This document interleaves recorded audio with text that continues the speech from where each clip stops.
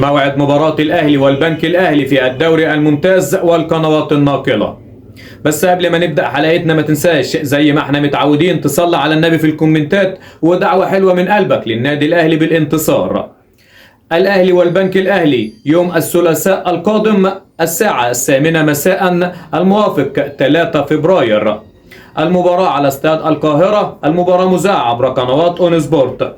الأهلي بيدخل المواجهة بعد التعادل مع يانج أفريكانز في مباريات إفريقيا. الأهلي يريد مواصلة الانتصارات في الدوري الممتاز من أجل الوصول إلى قمة الدوري مكانه المعتاد. بالتوفيق لياسوس روب ورجالة النادي الأهلي. موعد المباراة مرة أخرى يوم الثلاثاء القادم الموافق 3 فبراير الساعة 8 مساء على استاد القاهرة على قنوات اون سبورت. الأهلي والبنك الأهلي مواجهة جديدة في الدوري الممتاز. منتظر رأيكم في أداء الأهلي في الفترة الأخيرة ورأيكم في محتوانا اللي بنقدمه على الصفحة وعلى القناة على اليوتيوب في الكومنتات.